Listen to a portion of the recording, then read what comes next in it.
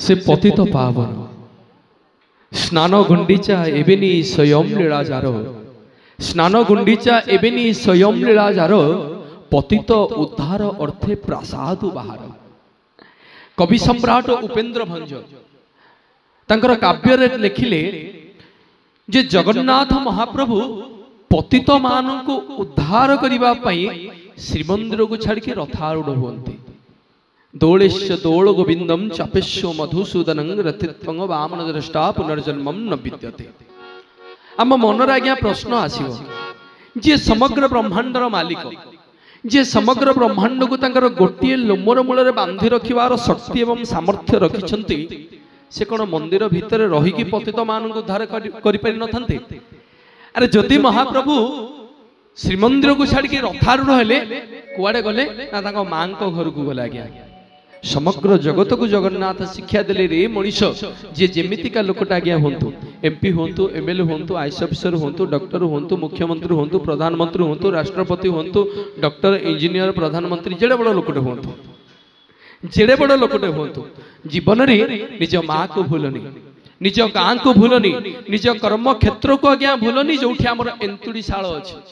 सेति सुंदर कथा कहा पाई बड़ काशी गंगा गया कहा पाई बड़ काशी गंगा गया मो पाई बड़ मो गां कहा पाई बड़ काशी गंगा गया मो पाई बड़ मो गां कहा पाई बड़ पाषाण देवता मो पाई बड़ मो मां मो पाई बड़ मो मां मो पाई बड़ मो मां। जीवन आज्ञा बापा मां ठारू बड़ कही नांती।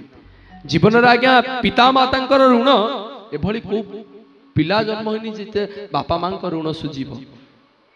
पिता माता ठारू बड़ देवता के सरग राइजे नाही पिता माता ठारू बड़ देवता के सरग राइजे नाही तांकरी आशीष लोड़ा खाली सिना संसारू तरिबा पाई।